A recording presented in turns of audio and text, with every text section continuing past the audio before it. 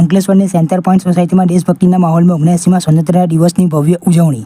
Ankleshwar notified વિસ્તારમાં આવેલી centre point સોસાયટીના તમામ રહેવાસીઓ દ્વારા આ વર્ષે આપણા દેશના 79માં સ્વતંત્રતા દિવસની ઉત્સાહપૂર્વક ઉજવણી કરવામાં આવી હતી. આ પ્રસંગે સોસાયટીના ભાઈઓ અને બહેનોએ ભેગા મળીને દેશપ્રેમ અને ભાઈચારાની ભાવના સાથે આ રાષ્ટ્રીય પર્વની ઉજવણી કરી હતી. આ ગૌરવશાળી દિવસ નિમિત્તે અંકલેશ્વર હાઉસિંગ એસોસિએશનના પ્રમુખને મુખ્ય અતિથિ તરીકે આમંત્રિત કરવામાં આવ્યા હતા, જેમણે ધ્વજવંદન કરીને કાર્યક્રમની શરૂઆત કરી હતી. આઝાદીના અમર શહીદોને શ્રદ્ધાંજલિ અર્પણ કરવા અને તેમનું બલિદાન યાદ કરવા માટે આઝાદીની લડતમાં મહત્વનું યોગદાન આપનાર મહાત્મા ગાંધી, સરદાર પટેલ જેવા સ્વતંત્રતા સેનાનીઓને યાદ કરવામાં આવ્યા હતા.